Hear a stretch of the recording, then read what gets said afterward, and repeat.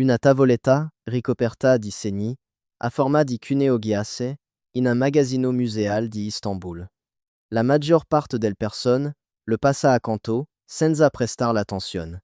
Gli archeologi l'avevano catalogata decenni, fa come documenti amministrativi, un testo burocratico standard dell'antica Mesopotamia. Ma tre simboli, sulla riga 17, hanno cambiato tutto. Quando un gruppo di ricercatori indipendenti ha incrociato che simboli con dati astronomici, risalenti al 2900 A.C., ha scoperto qualcosa che non dovrebbe esistere. Un conto alla rovescia, uno specifico allineamento celeste, e un ordine di mandare esattamente 10.000 persone in camere sotterranee prima di una data precisa. La tavoletta è denominata MS 3700, e ciò che descrive non è mai stato spiegato appieno dall'archeologia tradizionale. Perché l'evento documenta, il motivo per cui quelle persone sesero sottoterra non corrisponde a nessun disastro storico conosciuto. Nessun diluvio, nessuna guerra, nessuna carestia nei documenti sumeri di quel periodo. Solo un'istruzione, un numero e 12 riferimenti in codice che i ricercatori chiamano il protocollo di discesa. Non si tratta di speculazioni. La tavoletta esiste. La traduzione è stata verificata. E la parte più inquiétante? Non si traxia, che quelle 10.000 persone siano mai risalite in superficie. Torniamo al punto in cui tutto ebbe inizio, Sumer.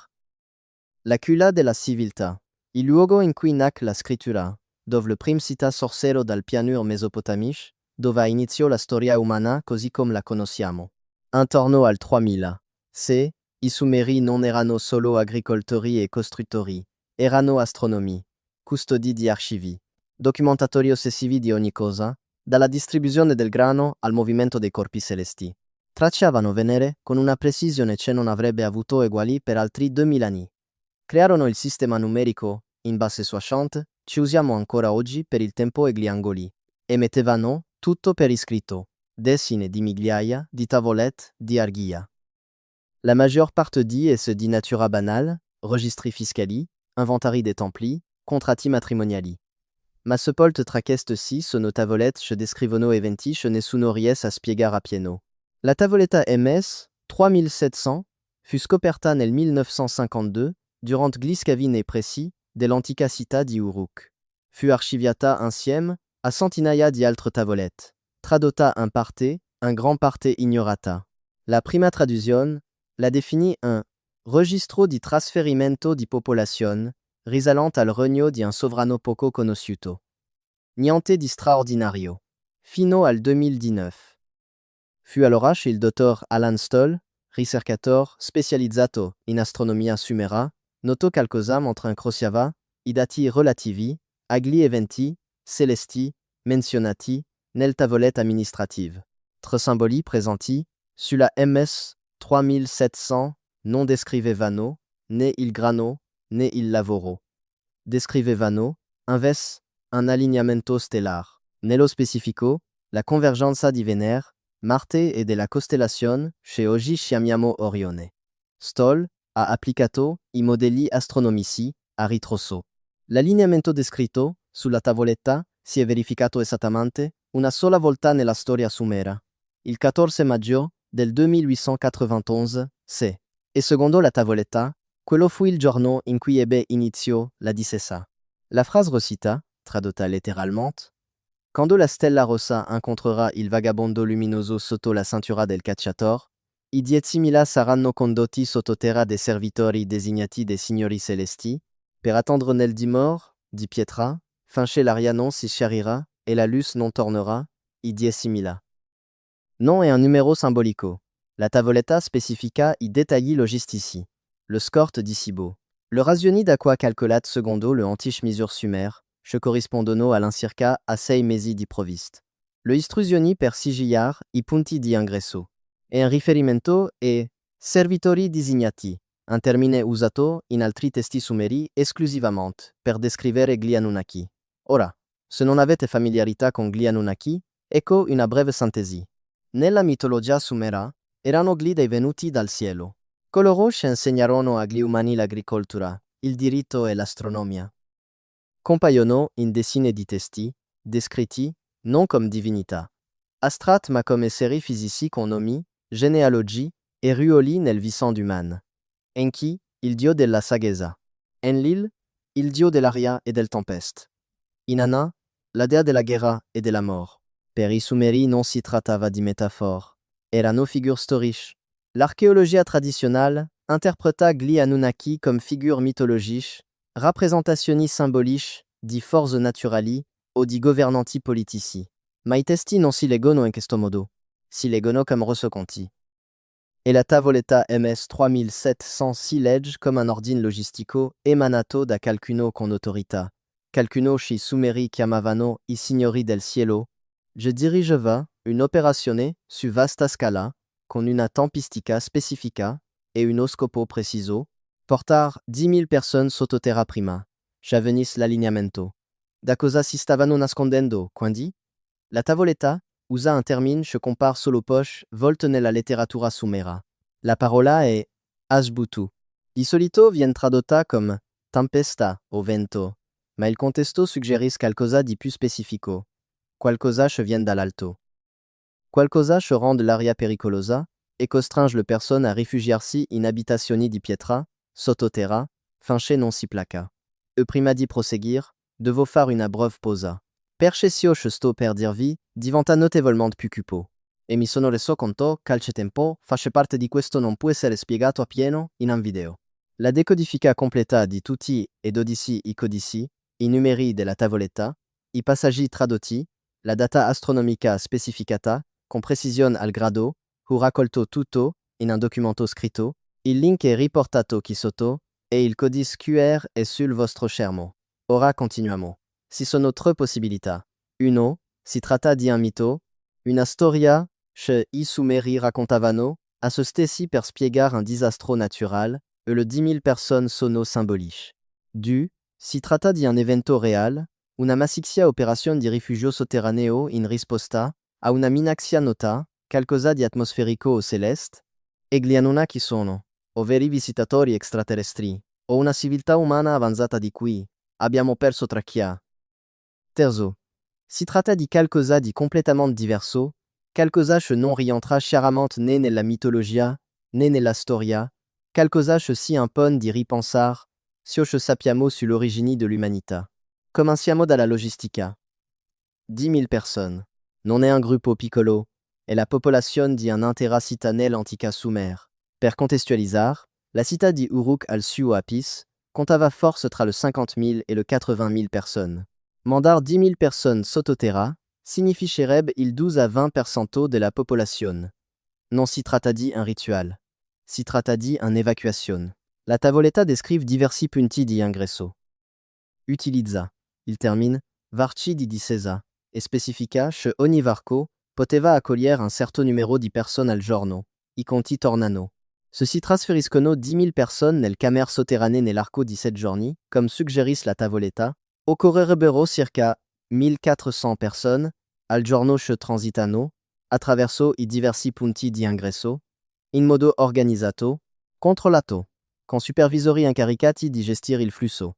Ed è qui che la cosa si fa interessante. Nell'antica Mesopotamia esistono vere e proprie strutture sotterranee. Non molte, perché la falda freatica rend difficile la costruzione sotterranea su larga scala. Ma ci sono antichi pozzi, cisterne e sistemi di canali, che sendono più in profondità di quanto sia necessario per l'accesso all'acqua. Alcuni di essi presentano camere laterali. Stanze sigilat senza uno scopo chiaro.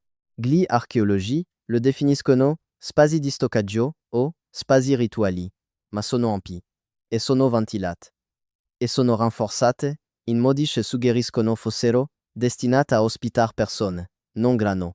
Nel 2003, un team impegnato negli scavi sotto le rovine di Eridu, una delle più antiche città sumer, ha scoperto una rete di tunnel che si estendeva per 40 metri al di sotto del complesso del Tempio.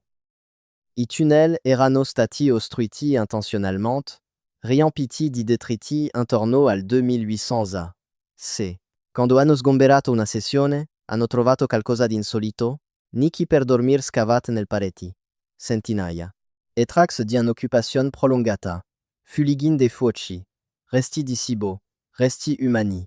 Almeno 200 persone avevano vissuto lì sotto per un lungo periodo. E poi i tunnel furono sigillati dall'esterno. Nessuno sa perché. Il rapporto ufficial le définit un rifugio sotterraneo, force utilizzato durant un assedio o una crisi ambientale. Ma non vi è traccia di un assedio aerido in quel periodo. Nessuna traccia di un'alluvione o di una siccità abbastanza grave da costringere la gente a rifugiarsi sottoterra. Solo un sistema di tunnel sigillato con prove di insediamento di massa e una chiusura intenzionale. E la cronologia corrisponde quasi esattamente al 3700 a. C. Ma i tunnel di Eridu potevano ospitare al massimo forse 500 persone. Dove sono finit le altre 9500? E questa la domanda a cui i ricercatori stanno cercando di rispondere. Perché se il testo MS 3700 descrive un evento real, dovrebbero esserci altri siti, altre camere sotterranee, altre prove di una discesa di massa, e finora non lo abbiamo trovato. Oppure lo abbiamo trovato, ma semplicemente non lo riconosciamo perché lo ci sono. C'est un'altra possibilità.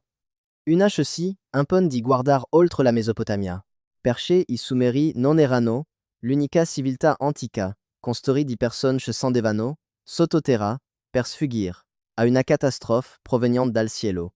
Gliopi raccontano la storia della distruzione del terzo mondo, quando i loro antenati trovarono rifugio nella terra prima di emergere nel quarto mondo. Gli antici Egizi descrivevano i giorni di tenebre in cui la luce di Ra era oscurata e le persone si nascondevano nel dimor sotto la pietra. Persino la Bibbia contiene riferimenti a persone che fuggivano nel caverne e invocavano le montagne afin che le nascondessero dall'ira dall'alto. E se il manoscritto MS 3700 non descrivesse un evento isolato, e se descrivesse invece una risposta globale coordinata a qualcosa che ha colpito l'intero pianeta, qualcosa nel cielo, qualcosa che ha costretto le civiltà più avanzate de l'umanità ad adottare misure estreme. E se fossero stati gli Anunnaki, se fossero extraterrestri, sopravvissuti di una precedente civiltà umana avanzata, o qualcos'altro del tutto, a coordinare la risposta, questo si porta ai 12 codici. Il MS 3700 non si limita a descrivere la discesa. Codifica informazioni specifiche, in un modo che ha senso solo, ceci comprend la notation astronomica sumera. Il dottor Stoll ha identificato 12 sequenze numeriche distinte incorporate nel testo. Non casuali. Non amministrative. Codici astronomici. Il codice 1 descrive il ciclo di Vénère. Il codice 2 descrive il moto retrogrado di Marte. Il codice 3 fa riferimento a una cometa, in base al simbolo utilizzato, una stella dei lunghi capelli. I codici dal 4 all'8 descrivono posizioni stellari specifiche al momento dell'allineamento. Il codice 9 indica il numero della popolazione, esattamente 10.000, ripetuto du volt per enfasi. Il codice 10 descrive la durata. Finché il cielo non si schiarirà, che i ricercatori stimano 6 mesi sulla base del provviste l'enquête. Il codice 11 fa riferimento direttamente agli Anunnaki, indicando Enki come colui che ha dato l'ordine. E il codice 12 è il più inquietante. Descrive la condizione per il ritorno. Quando gli osservatori daranno il segnale dall'alto e l'aria non brucerà più. L'aria non brucia più. Questa frase non compare in nessun altro punto della letteratura sumera, né nelle descrizioni del fuoco, né in quelle dei vulcani o dei fulmini, solo chi, e suggerisce qualcosa di specifico, un evento atmosferico, qualcosa, che rendeva pericoloso respirar. Qualcosa che costringeva le personne a rifugiarsi sottoterra, un camere sigillat, finché non fosse passato. Ora, cosa potrebbe averlo causato? Une eruzione vulcanica? Possibile. Ma non si sono prove di un'eruzione di grande entità vicino, alla Mesopotamia nel 2891, a. C. L'impatto di un asteroide? En questo caso, nessuna prova geologica di un evento di impatto in quel periodo. Un brillamento solar? Abbastanza potente da spasar via temporaneamente parte dell'atmosfera? È una ipotesi. Ma alcuni ricercatori ritengono che sia la spiegazione più plausibile. Un evento solare ci ha causato un picco dei livelli di radiazioni, rendendo pericolosa e la sopravvivenza in superficie per chiunque non fosse protetto da una schermatura adeguata, come trovarsi sottoterra. E se fosse così, Se i Sumeri avessero ricevuto un preavviso su un evento solar, ciò significherebbe che qualcuno stava monitorando il sole con precisione, monitorando i cicli, prevedendo i brillamenti ed emettendo ordini di evacuazione sulla base di quei dati. Il Chelsea riporta agli Anunnaki. Se fossero esistiti davvero. Se fossero stati una civiltà spaziale, o una cultura umana, avanzata precedente al diluvio, avrebbero avuto gli strumenti per rilevare qualcosa del genere. E avrebbero avuto l'autorità per ordinare un'evacuazione di massa. Prima di passare al codice successivo, fermatevi un attimo. Quello che avete appena sentito sul codice 9 è la parte che cambia tutto. Ma a senso solo quando lo vedete scritto accanto alla notazione sumera originale. Il numero della popolazione, le condizioni di attivazione, è tutto nel documento collegato qui sotto. Prenditi 5 secondi adesso, ve a leggerlo e poi torna qui. Perché ciò che segue si basa direttamente su questo. Il link è nella descrizione. Il codice QR è sul tuo schermo. Ma ecco la parte che nessuno riesce a spiegare.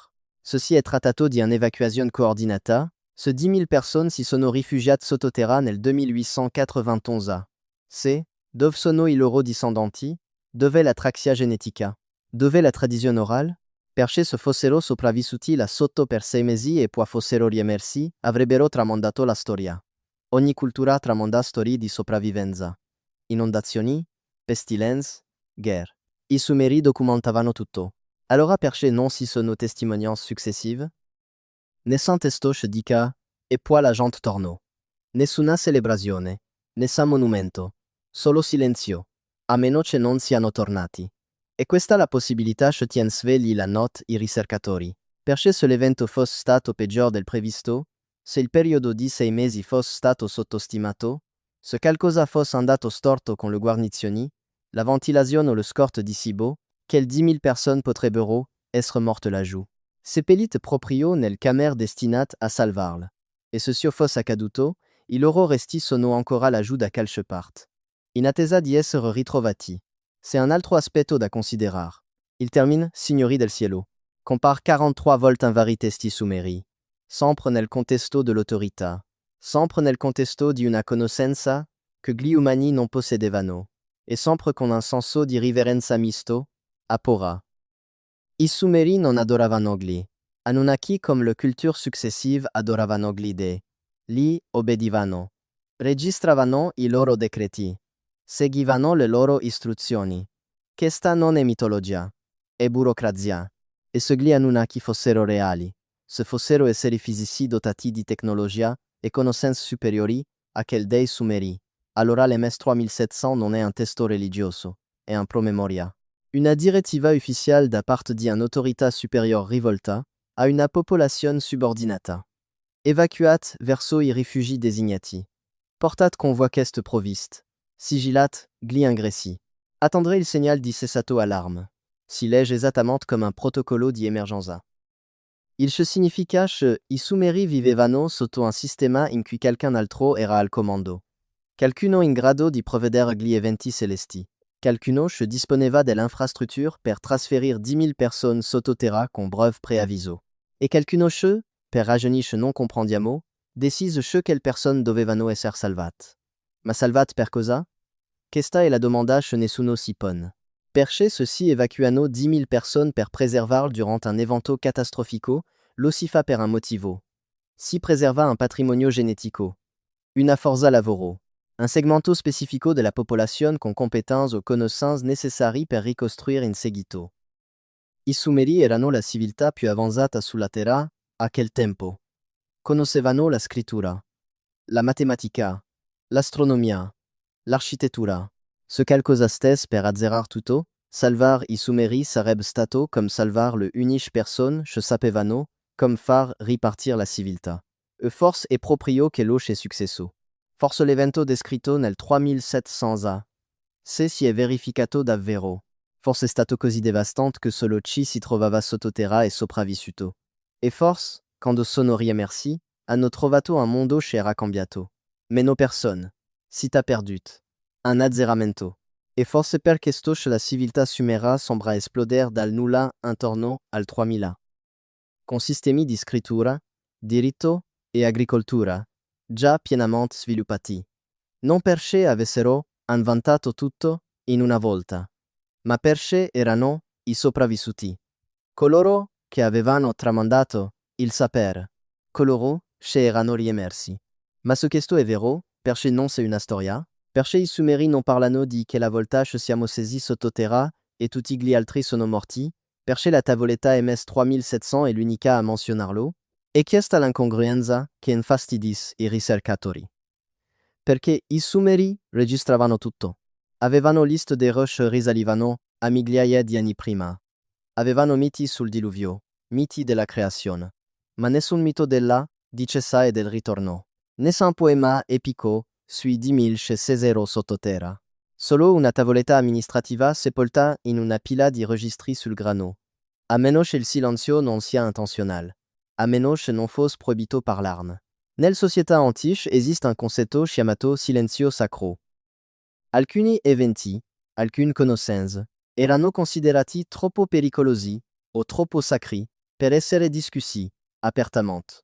Venivano tramandati attraverso il clero, attraverso riti di iniziazione, attraverso testi in codice che solo gli iniziati potevano leggere, e cela diceva fosse stata uno di quegli eventi, se fosse stata qualcosa che gli Anunnaki avessero ordinato e sopravvissuti di non discutere, mais apertamente, allora, l'MS 3700 non sarebbe un documento pubblico, sarebbe un documento privato. Una copia di un sacerdote. Una copia di riserva conservata, nel caso in cui quella conoscenza dovesse essere recuperata in seguito. E questo spiegherebbe perché è scritto in codice. Perché le 12 séquences non sono evidenti. Perché occorre conoscere l'astronomia sumera per decifrarla. Perché non era destinato a tutti. Era destinato a persone che sapevano già cosa fosse successo. Persone che avevano bisogno dei dettagli. La data. L'allineamento. Il numero della popolazione. La durata. È un documento di riferimento. Non una storia. E i documenti di riferimento non includono un contesto emotivo. Contengono dati. Allora, che fine hanno fatto i 10.000? Ci sono tre possibilità. 1. Sono sopravvissuti e sono riemersi. E i loro discendenti sono tra noi, ma la storia è stata soppressa o dimenticata nel corso dei millenni. 2. Sono morti sottoterra e i loro resti sono ancora lì in camere sigillate che non abbiamo ancora trovato. Terzo, sono sopravvissuti ma sono rimasti sottoterra per più di 6 mesi, forse molto più a lungo, e quando finalmente sono riemersi, il mondo in cui sono tornati era così diverso che hanno dovuto ricominciare da capo. E forse l'hanno fatto. Forse l'improvvisa ascesa della civiltà sumera non è stata affatto un'ascesa. Forse è stato un ritorno. C'est un altro dettaglio sull'MS 3700 di cui nessuno parla. L'ultima riga. Dopo, i 12 codici. Dopo, le istruzioni. Dopo il numero della popolazione. Le provvist e la data di allineamento. C'est un'altra frase. Ed è l'unica parte de la tavoletta scritta in prima persona. L'unica parte che sembra provenir da qualcuno che parla direttamente. Recita. Io, Ashur-K, sacerdote di Enki, metto per iscritto tutto questo affinché, se il cielo dovesse oscurarsi di nuovo, coloro che verranno dopo sappiano ciò che noi sapevamo. Che i signori possono salvare solo coloro che discendono. E che la luce ritorna sempre. Ma non per tutti. Non per tutti. E questa la frase che i ricercatori non riescono a lasciar passare. Perché implica una scelta. Un processo di selezione. Non tutti furono salvati.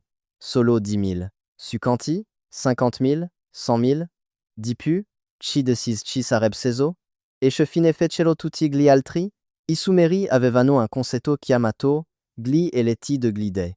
Personne selezionate dagli Anunnaki per scopi specifici. Per servir nei templi. Per lavorare a progetti di costruzione. Per eseguire i decreti. E se il manoscritto MS 3700 descrive un evento real, allora che 10.000 erano stati scelti.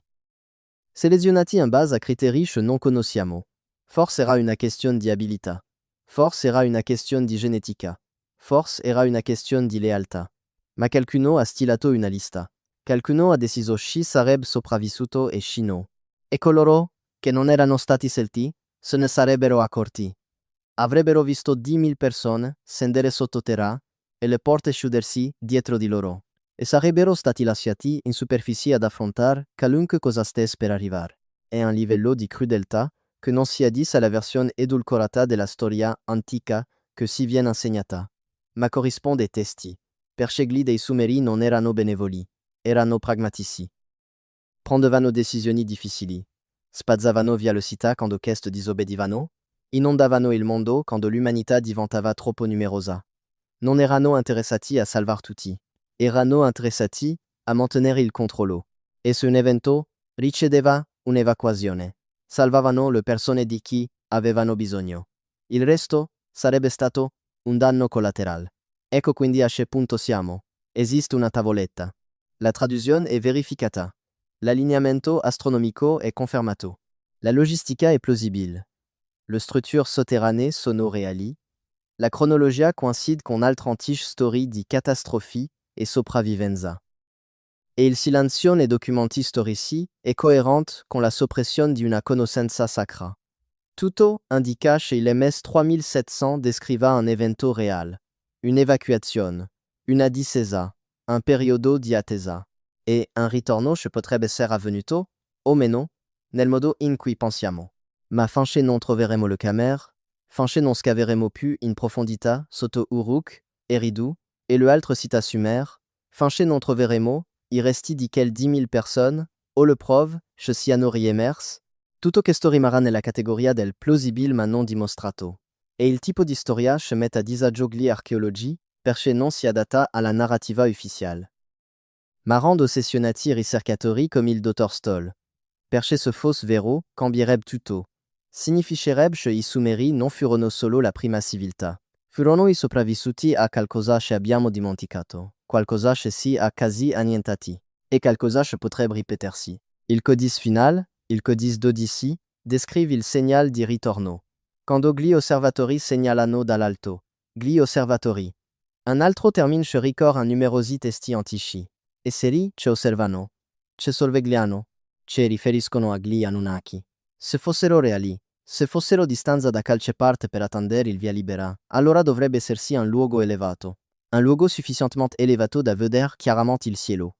Per misurare le radiazioni. Per stabilire quando fosse sicuro aprire le porte. E ce n'è uno. Appena fuori da Uruk, uno ziggurat chiamato il Tempio Bianco, costruito intorno al 3000. C'est, subito dopo il periodo descritto da MS 3700. È una delle più antiche strutture sopraelevate della Mesopotamia. E in cima c'è una piccola camera. Non una sala del trono. Non un santuario. Solo una camera con una visuale a 360 gradi.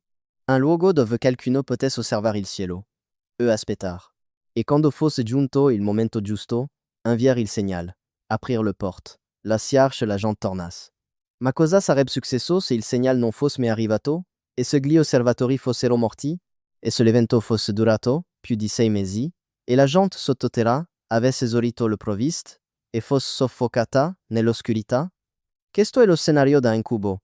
E la possibilità che MS 3700 accena ma non confermame. Che la discesa avrebbe dovuto essere temporanea.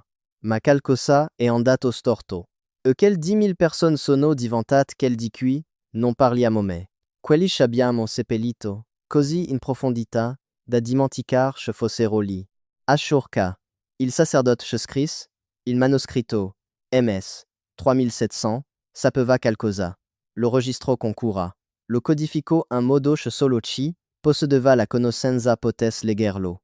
E aggiunse un ultima riga. Un avvertimento. Che il cielo può oscurarsi di nuovo. Che l'evacuazione è possibile, ma non per tutti. Solo per i preselti. E che la luce ritorna sempre, ma non per tutti. Se sei arrivato fin, chi non stai semplicemente guardando un video sulla storia antica. Stai seguendo una traccia che conduce a domande che non dovremmo porsi. Domande su chi fossero realmente i Sumeri, chi fossero gli Anunnaki. E cosa accade nel 2891? Che costrinse 10 000 personnes a rifugiarsi sottoterra per non tornar mai più.